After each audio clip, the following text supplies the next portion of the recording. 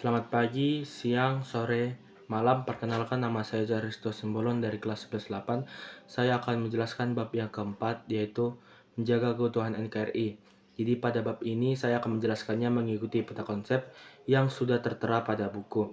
Jadi pada peta konsep tersebut terbagi dengan 5 subbab. Jadi kita akan masuk kepada subbab yang pertama, yaitu pentingnya menjaga keutuhan NKRI. Menurut saya, mengapa sih kita itu harus menjaga keutuhan NKRI? Karena kita sebagai generasi bangsa, generasi muda harus membawa negara ini ke arah yang benar dan sesuai dengan tujuannya. Dan kita sebagai generasi muda itu memiliki tanggung jawab atas hal tersebut. Lalu hal-hal penting lainnya seperti agar agar negara kita ini tidak mudah terpecah belah dan ideologi Pancasila kita ini tidak mudah untuk diubah dan tidak mudah dipengaruhi oleh ideologi-ideologi asing. Kita lanjut ke subbab yang kedua, itu ancaman, tantangan, hambatan dan gangguan terhadap ideologi Pancasila dan NKRI. Jadi ancaman, tantangan dan hambatan dan gangguan terhadap ideologi Pancasila. Jadi ancaman terhadap ideologi Pancasila itu seperti pada poin pertama, yaitu radikalisme dan ekstremisme. Jadi paham radikalisme dan ekstremisme ini dapat mengancam ideologi Pancasila karena dapat mempengaruhi pemikiran masyarakat dan merusak nilai-nilai Pancasila. Jadi radikalisme itu seperti pemberontakan. Intoleransi. Poin yang kedua, intoleransi. Intoleransi ini dapat mengancam keutuhan NKRI karena jika terjadinya intoleransi di dalam masyarakat, tidak akan terjadinya konflik karena tidak ada toleransi terhadap umat yang berbeda agama, suku, ras, budaya, maupun bahasa. Yang ketiga itu korupsi dan kolusi.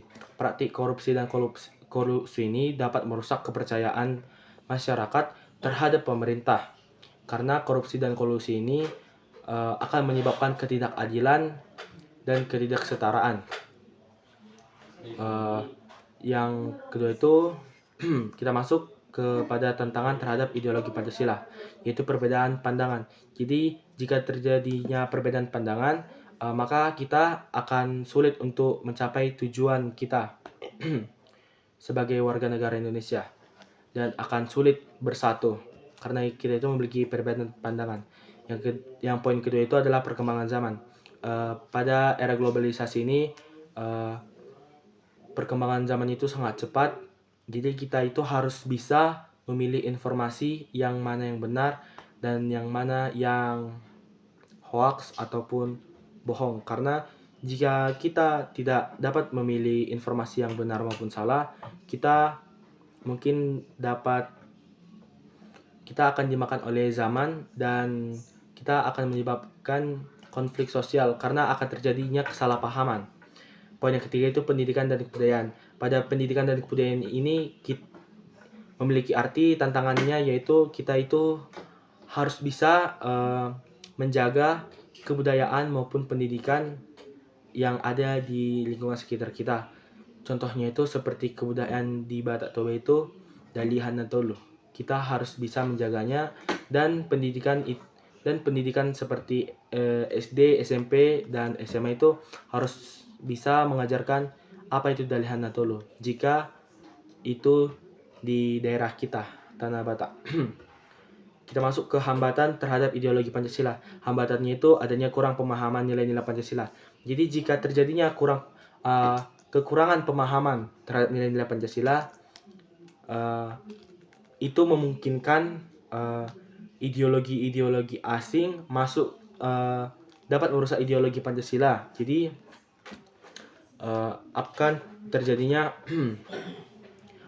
merusak nilai-nilai Pancasila tersebut. Poin yang kedua itu tindak kejahatan. Jadi tindak kejahatan ini sangat bertentangan dengan nilai-nilai Pancasila. Itu merupakan salah satu hambatan ideologi Pancasila karena mereka itu saling bertentangan. Poin yang ketiga itu pengaruh ideologi asing. Seperti yang saya jelaskan pada poin yang pertama, kurangnya pemahaman nilai Pancasila. jika kita kurang memahami nilai-nilai pada Pancasila, pengaruh ideologi asing itu dapat mempengaruhi ideologi Pancasila itu sendiri atau bahkan dapat menggantikannya. Lalu kita masuk kepada gangguan terhadap ideologi Pancasila. Yang pertama itu diskriminasi. Diskriminasi ini seperti rasis terhadap warna kulit maupun rasis terhadap ras, suku, agama, dan budaya. Ini dapat menciptakan konflik sosial seperti tawuran. Yang kedua itu tindak kriminalitas. Jadi ini adalah gangguan yang sangat sulit untuk dihapus, sama seperti korupsi. Dan yang ketiga itu ketidakadilan. Ketidakadilan ini bisa kita kaitkan dengan korupsi juga. Jika korupsi terjadi, maka ketidakadilan itu akan terjadi di mana-mana. Contohnya, jika terjadi korupsi di kota A, maka infrastruktur yang berada di kecamatan B dan kecamatan A kemungkinan akan berbeda jauh karena terjadinya korupsi di suatu wilayah. Kita masuk kepada ancaman, tantangan, dan hambatan dan gangguan terhadap NKRI. Berdasarkan jenisnya, yaitu ancaman militer seperti angkat senjata. Mungkin kalian juga dapat menafsirkannya, apa itu angkat senjata, seperti perang, tindakan kriminalitas, dan lain-lain.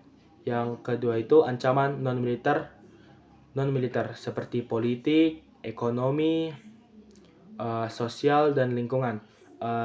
Jika dibilang contohnya seperti ekonomi, mungkin ekonomi Indonesia lebih rendah dibanding ekonomi negara lain, itu dapat merusak keutuhan NKRI. Lalu contoh sosialnya itu seperti tawuran. Ancaman hibrida. Jadi ancaman hibrida ini adalah ancaman atau penggabungan dari ancaman militer dan non-militer. Contohnya seperti perang politik, dari perang politik seperti perang ideologi, dan yang pada ujung-ujungnya akan menjadi perang angkat senjata seperti perang-perang antar negara.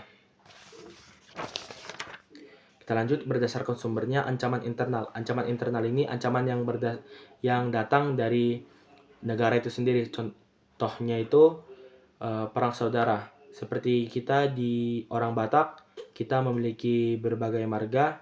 Jadi jika kita yang satu marga ini berperang terhadap marga kita, itu dapat disebut dengan perang saudara. Yang kedua itu ancaman eksternal. Ancaman eksternal ini seperti pengaruh-pengaruh ideologi asing.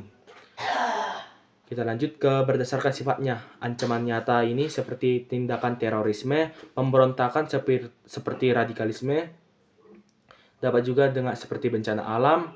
Pokoknya ini adalah ancaman yang bersifat nyata yang dapat dirasakan oleh fisik. Selanjutnya ancaman belum nyata seperti penyebaran hoaks. Jadi jika terjadinya penyebaran hoaks ini memungkinkan terjadinya ancaman yang nyata, atau seperti ancaman yang nyata akan tetapi masih tertunda. Itu adalah pengertian dari ancaman belum nyata berdasarkan bentuknya. Yang pertama itu agresi seperti perang maupun invasi berupa serangan kekuatan bersenjata dari negara lain. Ada juga unsur angkat senjata terhadap negara lain ataupun negara lain terhadap negara kita. Intinya agresi ini seperti perang. Itu adalah yang dapat saya simpulkan dari agresi. Ada juga pelanggaran wilayah oleh negara lain. Ini biasanya terjadi di perbatasan negara. Lalu pemberontakan bersenjata, ini adalah pemberontakan atau radikalisme ini. Inilah yang saya jelaskan tadi, yaitu ancaman dari internal dari negara kita sendiri. Lalu perang saudara yang terjadi antar perang saudara. Lalu ada juga aksi teror. Kita lanjut ke peran serta warga negara dan dalam menjaga keutuhan ideologi Pancasila dan Negara Kesatuan Republik Indonesia. Yang pertama itu menjaga keutuhan dalam negara. Maksud saya menjaga keutuhan dalam keluarga. Menjaga keutuhan dalam keluarga itu kita dapat memulainya dengan menghormati dan menghargai anggota keluarga dan mengajarkan nilai-nilai nasionalisme sejak dini. Contohnya jika saya memiliki adik, saya akan mengajarinya sikap-sikap nasionalisme. Lalu membantu anggota keluarga yang membutuhkan. Lanjut, yang kedua itu menjaga keutuhan dalam sekolah. Jadi menjaga keutuhan dalam sekolah ini kita itu dapat melakukannya dengan mengikuti upacara bendera. Dengan mengikuti upacara bendera, sikap nasionalisme kita itu akan bertumbuh.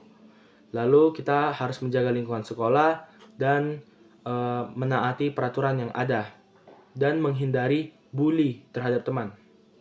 Dan ketiga itu menjaga keutuhan dalam masyarakat. Dalam konteks masyarakat ini kita itu harus saling menghormati dan menghargai sesama anggota masyarakat, menghargai anggota masyarakat yang berbeda agama, ras, budaya, maupun bahasa daerah yang mereka gunakan. Lalu berpartisipasi aktif dalam pembangunan masyarakat seperti bergotong royong dan berkolaborasi. Yang keempat itu menjaga keutuhan dalam kehidupan berbangsa dan bernegara, yaitu mematuhi Undang-Undang Dasar, berperan dalam pemilu, dan memakai produk asli Indonesia. Kita lanjut ke subbab yang keempat, yaitu bentuk negara, bentuk pemerintahan, dan sistem pemerintahan. Bentuk negara itu ada bentuk kesatuan, yaitu tidak adanya negara dalam negara, contohnya seperti Indonesia, dan bentuk serikat itu seperti Amerika Serikat, yaitu ada negara bagian dan negara federal. Jadi negara federal ini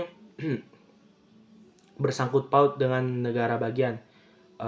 Jika ada sesuatu yang terjadi pada negara federal, maka negara bagian pasti akan